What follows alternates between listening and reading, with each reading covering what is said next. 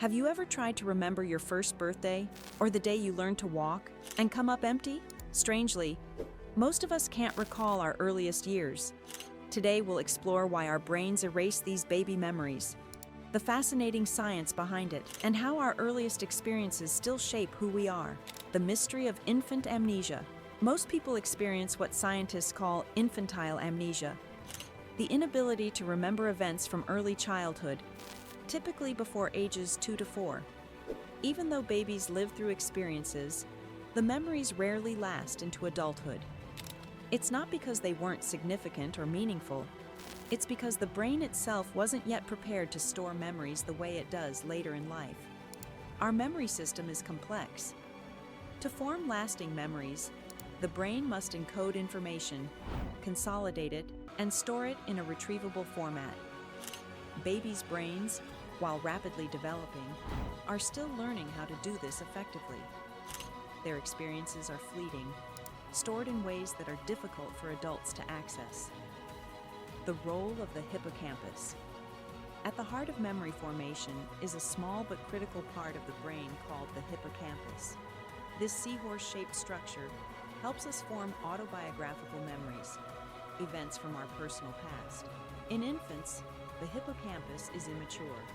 Its neural circuits are still forming, meaning babies can experience things, but can't create the kind of detailed, lasting memories that adults can. It's like trying to save a file on a computer before the hard drive is fully installed. Information exists briefly, but can't be accessed later. Language development matters. Memory and language are tightly connected. Adults often remember events by attaching words to them. I went to the park, or I ate ice cream with grandma. Babies, however, don't have fully developed language skills. Without words to describe experiences, memories remain nonverbal and are harder to retrieve later. This is why people generally start forming lasting, retrievable memories around the age of 3 or 4, when language skills improve. Interestingly, research shows that children who are better at expressing themselves in language may start developing autobiographical memories slightly earlier. Language provides a framework for organizing experiences, turning fleeting moments into coherent stories the brain can revisit. Brain plasticity and memory overriding. Babies' brains are incredibly plastic, meaning they grow and change rapidly in response to experiences.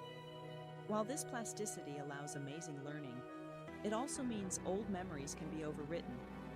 As new neurons form and synapses strengthen, early neural patterns may fade.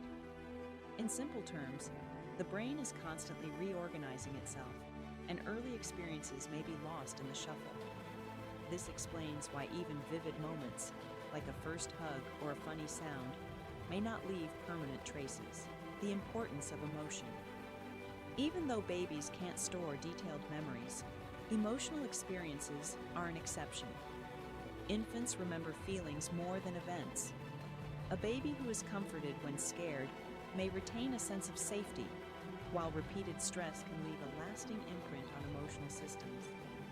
This is why early attachment and nurturing relationships are so important. While we may not recall the exact moment, the emotional foundation created during infancy shapes personality, resilience, and how we relate to others later in life. Early memories and senses.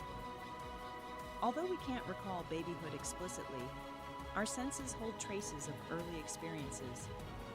Smells, tastes, and sounds can trigger subconscious memories. For example, the scent of baby powder may evoke comfort, or a lullaby may bring a sense of nostalgia, without any clear memory of why. Researchers call this implicit memory, the type of memory that influences behavior without conscious recollection. A baby may not remember a song, but hearing it later can calm them or make them smile, showing that the memory exists in a different form. Why some memories stick. Occasionally, people remember events from as early as 2 years old, but these are rare. Scientists suggest that highly emotional or repeated experiences are more likely to be remembered. For instance, a traumatic event or a repetitive daily routine may form memories that survive into later childhood. However, These memories are often fragmented or fuzzy because the neural mechanisms for storing detailed, coherent narratives aren't fully mature. The science behind memory loss. Neuroscientists studying memory formation in infants use brain imaging and animal models to understand why early memories vanish. They found that key molecules for long-term memory, like NMDA receptors, are present but function differently in young brains. This molecular immaturity means early experiences are encoded differently, sometimes in a form that adults can't consciously access. Essentially, your brain's early memory file format is incompatible with adult retrieval systems. Why forgetting is useful? While it may seem tragic that we forget our earliest years, there's an evolutionary advantage. Infantile amnesia allows the brain to focus on learning language, social skills, and survival strategies without being cluttered by irrelevant early experiences. In a sense, our amnesia is a sign of an efficient, adaptable brain. Traces of our baby self. Even though conscious memories vanish, the influence of our earliest years remains. Attachment styles, emotional responses, and personality traits can all be traced back to infancy. Babies may not recall events, but the experiences shape the subconscious framework of our adult mind. For example, a child who was consistently comforted when upset may grow into a secure, emotionally resilient adult.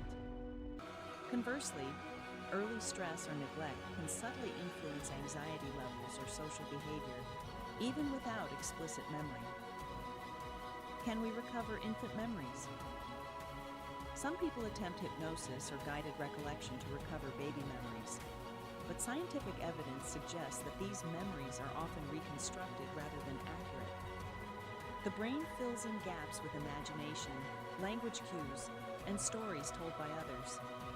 This reinforces that infantile amnesia is natural. While we can honor our baby selves through stories, photographs, and family narratives, true conscious recall of events from that period is extremely rare, the fascinating takeaway. The inability to remember being a baby isn't a flaw. It's a reflection of the incredible complexity of our brain. Rapid development, immature memory systems, and evolving language skills all contribute to a kind of natural amnesia. Yet even without explicit memories, the experiences of infancy leave an indelible mark on who we become. Our emotions, attachments, and habits carry the echoes of our earliest days, shaping the adults we grow into. Like, share, and subscribe.